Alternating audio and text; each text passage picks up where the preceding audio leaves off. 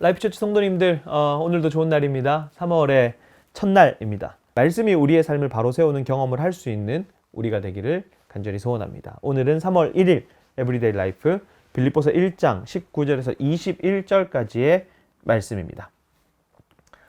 나는 여러분의 기도와 예수 그리스도의 영의 도우심으로 내가 풀려나리라는 것을 압니다.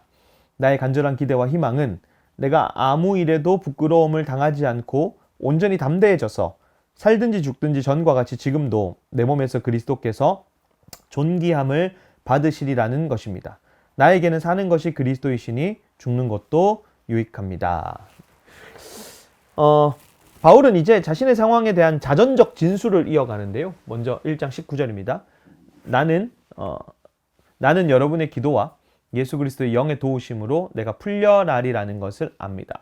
그러니까 이 구절은 사실 해석하기가 조금 까다롭습니다. 표면적으로 봤을 때 이제 이거 풀려나리라 이거 있잖아요. 요것 때문에 사실은 이제 조금 해석하기 힘든데 여러분의 기도와 그리스도의 영의 도우심으로 내가 풀려날 것이라는 것을 안다. 이게 좀 석방.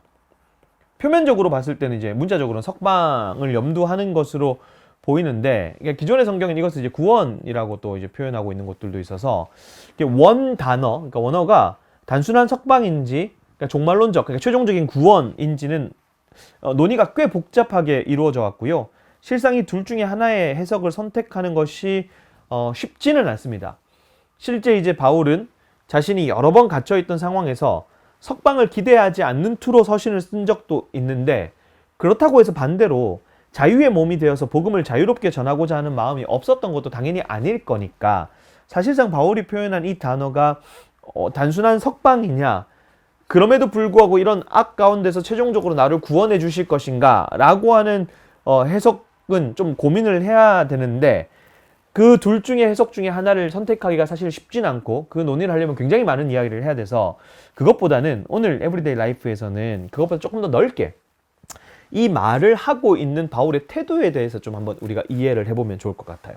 자, 바울이 이 말을 어떤 마음으로 하고 있는가, 그게 되게 중요한데, 그것을 이해하기 위해서 이제 1장 20절과 21절을 좀 봐야 될 것 같아요.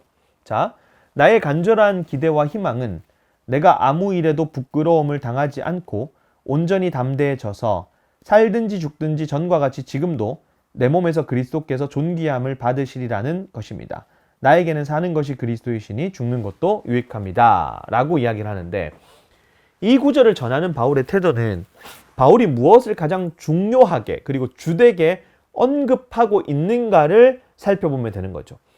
바울은 자신의 석방보다 믿음 안에서의 인내를 이야기하고 있고, 또한 자신의 자유와 생명보다 그리스도가 존귀하게 되는 것을 훨씬 더 중요하게 이야기를 하고 있습니다. 자신의 간절한 기대와 희망은, 그죠? 자신의 몸에서 그리스도께서 존귀함을 받으시는 겁니다. 비록 감옥에서 재판을 받고 있지만 어떤 위협과 고난 중에 굴하지 않고 진리를 말하는 것입니다. 자신이 믿는 것으로 인해 부끄러움을 당하지 않고 오히려 담대하게 진리를 전달할 수 있는 것. 그래서 살든지 죽든지 관계없이 그리스도께서 존귀함을 받으시는 것. 이것이 바울의 간절한 기대와 희망이었습니다. 그리스도를 아는 자, 그리스도를 경험한 자, 내 안에 그리스도가 사는 자라고 고백하는 이의 간절한 기대와 소망, 기대와 희망이 바로 이것이었죠. 바울은 삶의 의미를 그리스도 안에서 발견했습니다. 그는 그리스도와 연합했고, 그래서 그리스도와 함께 있음으로 따라오는 죽음도 유익하게 받아들일 수 있었던 거죠.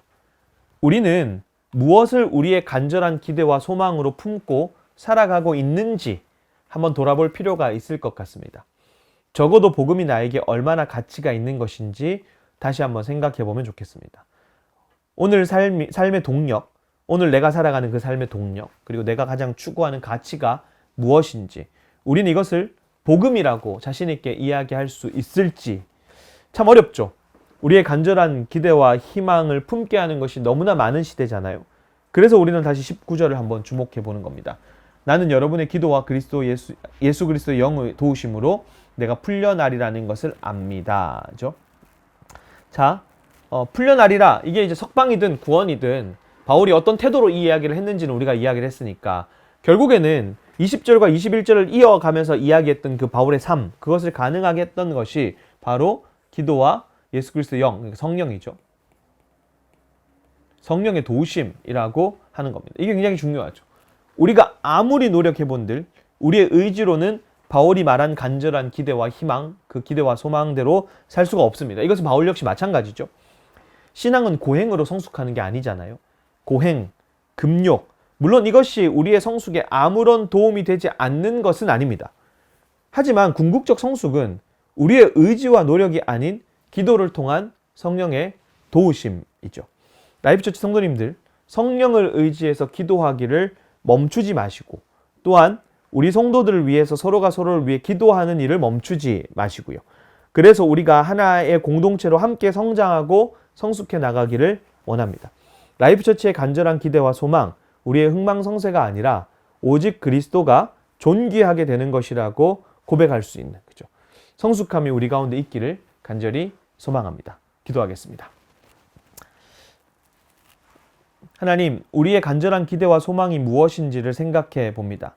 우리는 평소 무엇을 가장 소중하다 여기며 살아가는지를 또한 돌아봅니다. 나에게 복음은 얼마나 가치 있는 것인지, 얼마나 중요하게 여기며 살아가는지 또한 고민해 봅니다. 우리의 성장과 성숙을 위해 노력하겠지만 또한 성령의 도우심을 구하며 서로가 서로를 위해 기도하기를 멈추지 않는 우리 라이프처치가 되게 하여 주시옵소서. 간절한 기대와 소망이 오직 그리스도, 오직 복음이라는 것을 믿음으로 고백할 수 있는 우리의 삶이 되게 하여 주시옵소서. 예수님의 이름으로 기도합니다. 아멘.